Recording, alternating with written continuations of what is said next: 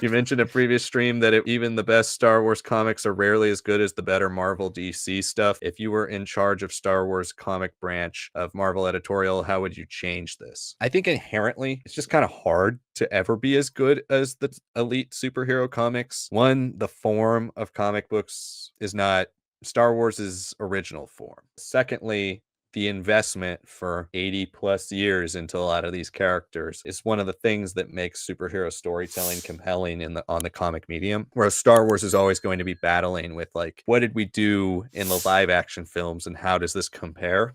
And so I think even though Star Wars comics, especially under Marvel and Disney, have given more important storytelling and filled more important gaps than you would expect, especially compared to novels, which have filled very few important gaps. There would be two things I would push for. One is a doubling down on original characters and comic medium based characters. I like Dr. Aphra. I think it's a good book. She's a fun character. I don't know if she's needed to have comics for the last 10 years, but I like that an original character has gotten her own book for that long.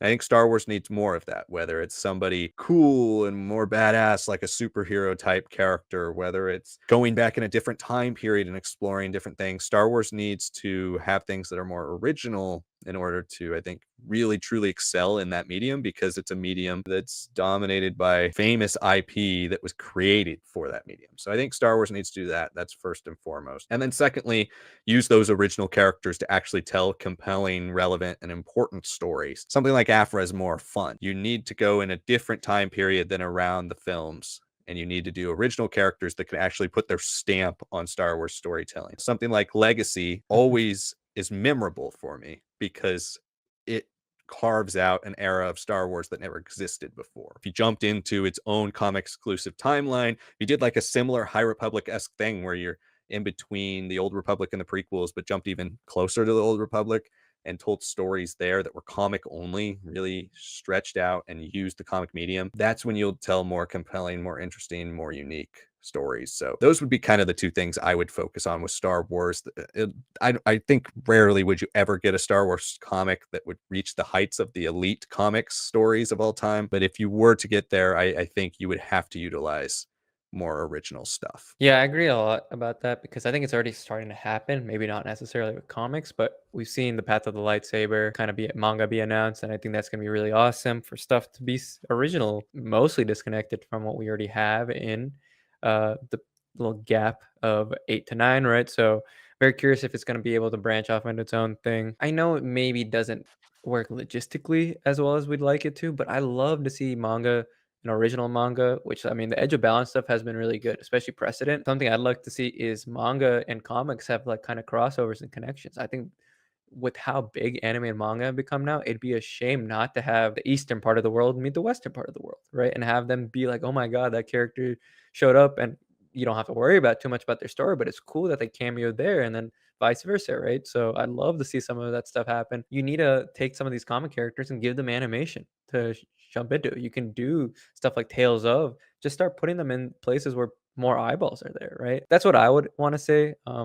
More than anything else, just work with what you've got between those cross mediums that actually make sense to cross, bridge the gaps between the different parts of the world that are merging into like Star Wars fandoms. Like that's a great way to reach out to them, and then have the existing fandom like be like, oh, okay, I want to check that out, or like, oh, like there's some cool synergy happening here in an animation. That's gonna always be something the older world appreciates in some way. So more and more so again. So I'd love to see that. New eras, like Liam said, legacy. You need more original eras that are just dominated by that. I'd love to see a new legacy happen. Maybe not the same story or time period or anything, but like that effort to be put into it, right? I think that's the right way to go about it to get us as close as possible to where we were in 2015 when like we got revelations from comics like Boba informing Vader of the name of the pilot for the Death Star. So stuff like that needs to happen again, but do it with original characters and mediums that can more seamlessly cross over and expand the Star Wars audience in the mediums that they're more aware of. Star Wars doesn't necessarily get the people who are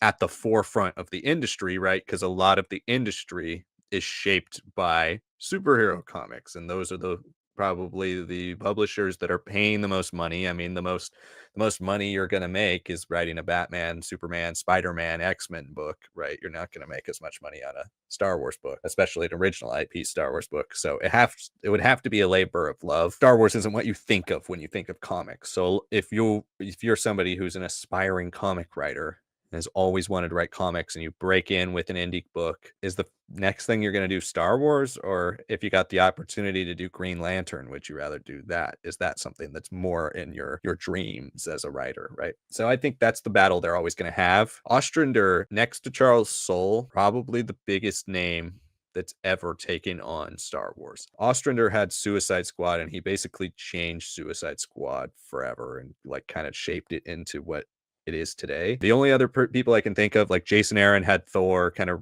that was one of the seminal runs of the 2010s for Marvel. Charles Soule, even before Star Wars, though, wasn't Charles Soule. Like, he had his Daredevil run. He had some other things, but he wasn't Charles Soule that we all know, you know? Alan Moore wrote Star Wars before he was Alan Moore. The only other person I can think of is like the original Marvel Dream Team for Star Wars was Roy Thomas, I believe. And Roy Thomas wrote the Avengers for years and years and years before he wrote Star Wars. So he was already, like, in terms of getting people who before they wrote Star Wars were famous and really big, Roy Thomas is maybe the biggest person they've ever gotten. They haven't ever really been able to like go get a guy who's in the peak of their prime in terms of comic writing and be like, let's write Star Wars. Maybe honestly, Jason Aaron is probably the closest example to that. I'd like to see them now be like, yeah, we got Jonathan Hickman. That would be insane. I'd love to see a Jonathan Hickman Star Wars book. I mean, he honestly would be one of the perfect people. You would have to give him complete free reign because he likes to go insane with his books, but he is somebody who really always dives into the sci-fi fantasy elements of Marvel, and he really goes for it. As Lucasfilm Story Group, you'd have to say, okay, Jonathan, you're going to create an era. It can be 7,000 years after the events of the Skywalker saga, so it doesn't screw anything up, but he can do his own thing. I don't think it's That's a tough one to pull up. You know, I love it. I think everyone will. Hello there, Star Wars Lads fans. Thank you so much for watching this video. This was actually a clip from one of our live streams and Q&As. So if you'd like to join us every single Tuesday around 7:30 p.m. Pacific time, make sure you join us. It'll allow you to ask a question that might be turned into a video. Hopefully you join us. Thank you so much for watching. Make sure you like the video, subscribe to the channel, and comment below all of your thoughts on this clip. Thanks for watching, and we will see you all next time.